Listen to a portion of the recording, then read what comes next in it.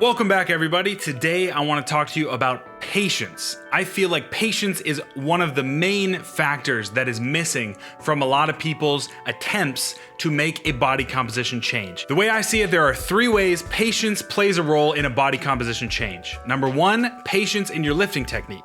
Number two, patience in your programming. And number three is just a general patience in the amount of time that it is actually going to take you to get to where you want to be. First and foremost, with your lifting technique. When we walk into the gym and we are a new lifter, the first thing that we need to find out is how to lift in a way that is going to stimulate the muscles that we want to stimulate and not injure ourselves. That is the baseline. Once we get that figured out, then we can start to move towards optimal, right? Finding the best angle for our elbows in a row, finding a good grip for a bicep curl so where we feel the bicep peak contraction. But first and foremost, we need to be patient with building the base of technique. Now, this can be a bit of a double-edged sword because some beginners will be so patient that they will try and find the absolute optimal way to do an exercise. And instead of just going in and doing the exercise, they'll sit and have paralysis by analysis trying to find out, well, what's the best way to move this? And if I move my shoulder in this angle, is it gonna feel better? Find a way to do the movement where you feel the muscle that you're trying to work and where you're not going to hurt yourself and build from there. This one takes a lot of time to master. We have to find the balance between good enough technique and balancing optimization to the point where we never even get in the gym. Go and work through the movements in the gym, master them for yourself. Another massive issue that I see with a lot of people when they are trying to make a body composition change is program hopping. They're jumping between too many things too quickly. The amount of people that I ask and say, what are you running right now? Oh, well, I'm trying to figure out what's best for me. I did starting strength for about 2 weeks and now I'm doing 5x3 or the Texas method, or I found this really cool glute blaster program that's a protocol for 6 weeks, but I didn't have great glutes after 2 weeks, so I kind of quit.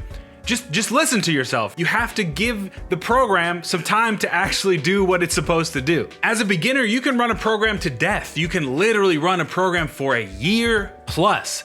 I know people that have gained some significant strength just doing starting strength, doing reps of 5, then reps of 3, then reps of 1, and every week trying to add 5 to 2.5 pounds onto the bar. And that will work for a long time as a beginner. Patience in choosing a program is intricately linked to your training age.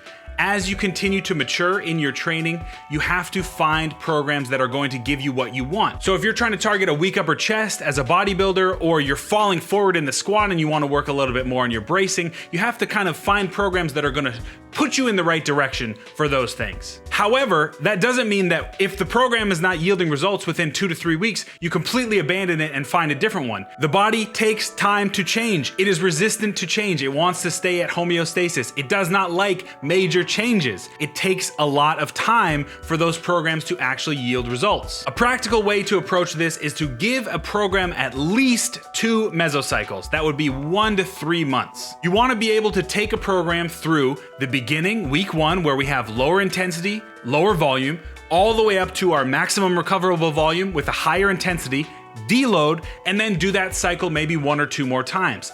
That way, we can ensure that we are giving ourselves enough time to really see results. After that time, if you're still not seeing results, then it might be time to hop to a different program and try something else.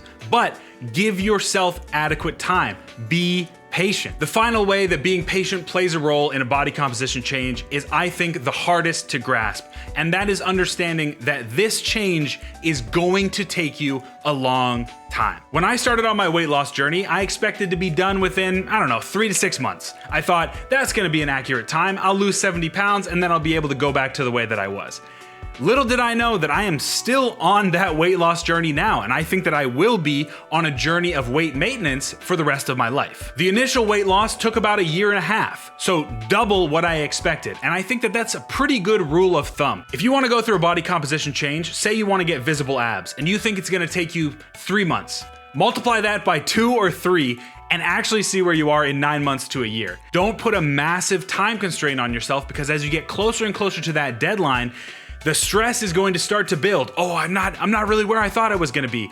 Most of the time, it's going to take you longer than you think. If you can get this fact into your head, it is going to save you so much stress and hassle as you continue on the body composition change journey that you are on. Whether it's gaining muscle, losing fat, whatever it is, you need to understand that the body wants to stay the same. The more that you can be consistent and continue to push forward, even with small incremental changes, the better it's going to be in the long term, and the more likely you are to succeed in that body composition change. So there you have it, folks, a quick little video on patience. Again, I make these videos most of the time because I need to hear that message. I'm getting a little impatient, and so I decided to put out a video to kind of remind myself. Hopefully you got something out of the video as well. Like, subscribe, comment, all that jazz, send the video around, join the Black Bear Barbell family. We would love to have you.